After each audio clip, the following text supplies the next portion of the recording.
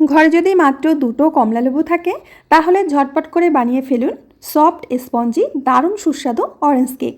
ডিম ছাড়াই বানিয়ে নিন সকাল বিকালের চায়ের সাথে কিংবা বাচ্চাদের টিফিন বক্সে। ছোট থেকে বড় এমন কেউ নেই যে এই কেকটি এক পিস খেয়ে আর এক পিস না চাইবে। একদম নরম তুলতুলে, মুখে দিলেই মিলিয়ে যাবে।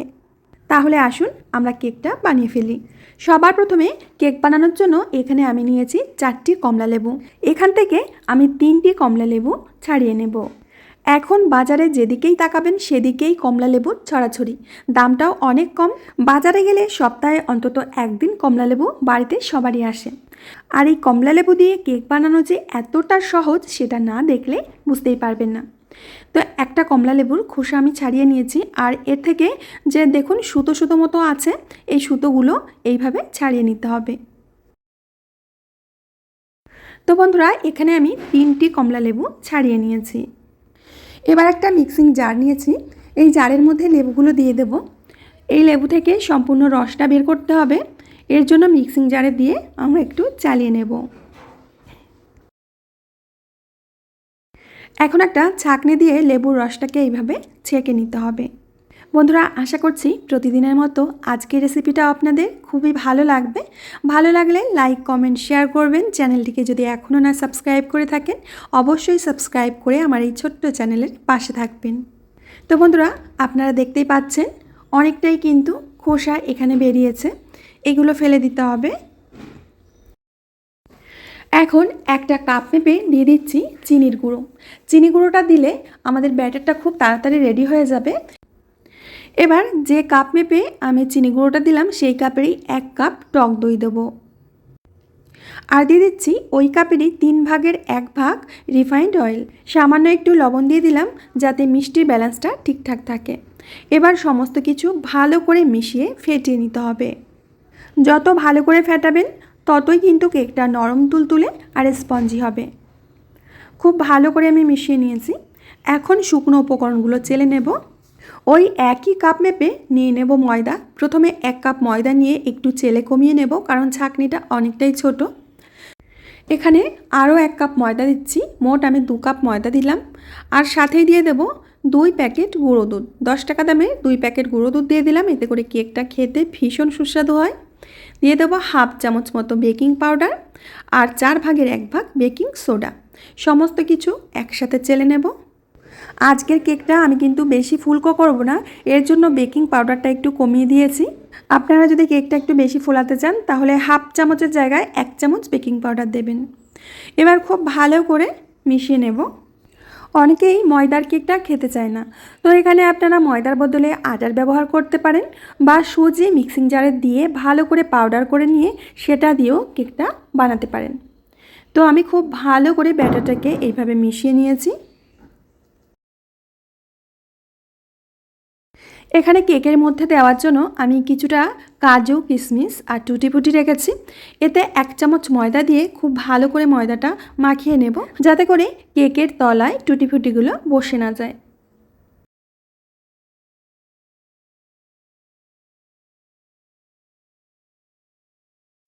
কেক বানানোর জন্য আমি একটা মোল্ড নিয়েছি, এই মোল্ডের মধ্যে একটু তেল ব্রাশ করে নিচ্ছি। এবার টুটি ফুটিগুলো দিয়ে দেব, ভালো করে মিশিয়ে নেব। আর ব্যাটারের ঘনত্ব দেখলেই বুঝতে পারছেন যে ঘনত্বটা ঠিক কেমন রাখতে হবে। এর থেকে বেশি ঘন বা পাতলা যেন না হয়ে যায়। এখন কেক টিনের মধ্যে আমরা ব্যাটারটা ঢেলে দেব। একটু ফাঁকা রেখেই ব্যাটারটা দিতে হবে, কারণ কেকটা ফুলে যাবে যখন তখন ফুলে বাইরে বেরিয়ে আসবে। একটু ট্যাপ করে দেব যাতে ভেতরে থাকা বাতাস বাইরে বেরিয়ে আসে। এবার কেকটাকে একটু টুটি ফুটি আর ড্রাই ফ্রুট দিয়ে সাজিয়ে দেব।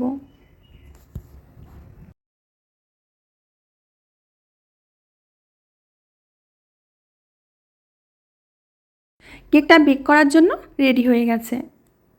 এখন আগে থেকে একটা কড়াইকে প্রিহিট করে নিয়েছি আর একটা স্ট্যান্ডও বসিয়ে দিয়েছি। এর উপরে কেকটা বসিয়ে দেব। এই কেকটা বেক করতে কিন্তু আমাদের প্রায় 50 মিনিট লেগে যাবে। আর যে ব্যাটারটুকু ছিল সেই ব্যাটারটা আমি অন্য একটা কেক টিনের মধ্যে দিয়ে প্রেসার কুকারে দিয়ে দিচ্ছি। প্রেশার কুকারে কেকটা হতে খুব বেশি সময় লাগবে না, মোটামুটি 25 থেকে 30 মিনিটের মধ্যেই হয়ে যাবে। প্রায় 25 মিনিট পর আমি ঢাকনাটা খুলে নিচ্ছি আর কেকটাকে একটু চেক করে নিচ্ছি। কেকের কালারটাও যেমন সুন্দর হয়েছে আর কেকটা পারফেক্টভাবে বেক হয়ে গেছে। এবার বের করে নিচ্ছি। দেখতেই পাচ্ছো বন্ধুরা কেকটা কত সুন্দর হয়েছে। আর কড়াইতে যে কেকটা দিয়েছিলাম এটা 50 মিনিট পর আমি খুলে নিচ্ছি। এই কেকটাও কিন্তু বেক হয়ে গেছে খুব সুন্দরভাবে। কেক কিন্তু কড়াইয়ের তুলনায় প্রেসার কুকারে খুব সুন্দর হয়, দারুণ স্পঞ্জি আর কালারটাও খুব সুন্দর আসে।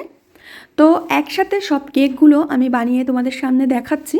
প্রত্যেকটা কেকই কিন্তু খুব সুন্দরভাবে বেক হয়েছে। এখন এখান থেকে একটা কেক আমি আপনাদের ডিমোল্ড করে দেখাচ্ছি। খুব সহজেই কিন্তু বেরিয়ে আসবে। এই দেখুন পেছনের কালারটাও কিন্তু দুর্দান্ত এসেছে। একদম সফট স্পঞ্জি জালিদার কেক তৈরি হয়েছে।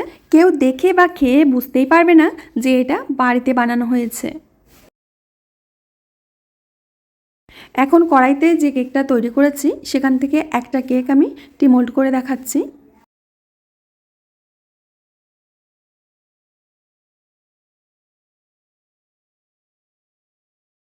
এই কেকের কালারটাও কিন্তু খুব সুন্দর এসেছে।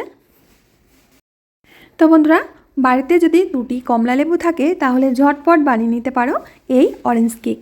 খেতে কিন্তু দারুণ লাগে। এখন আমি একটা কেক তোমাদের কেটেও দেখাবো।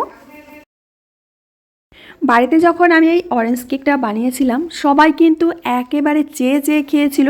এক পিস খেয়ে আরও 2 পিস নিয়ে নিয়ে পুরো প্লেট ফাঁকা করে দিয়েছিল। একদম সফট হয়েছে, জালিদার হয়েছে, কতটা স্পঞ্জি হয়েছে আমি তোমাদের দেখিয়ে দিচ্ছি। দেখতেই পাচ্ছ কতটা নরম তুলতুলে হয়েছে আর ভেতরটা একেবারে জালিদার। মুখে দিলে কিন্তু একেবারে মিশে যাবে। যেটা কড়াইতে তৈরি করেছি সেই কেকটাও আমি তোমাদের কেটে দেখাচ্ছি। তো আমার প্রিয় বন্ধুরা আশা করছি আজকের কেকের রেসিপিটা আপনাদের অনেক ভালো লেগেছে। ভালো লাগলে লাইক কমেন্ট শেয়ার করতে ভুলবেন না। আজ আমি এখানেই বিদায় নেব। আবার আসবো নতুন রেসিপি নিয়ে। সবাই ভালো থাকবেন, সুস্থ থাকবেন।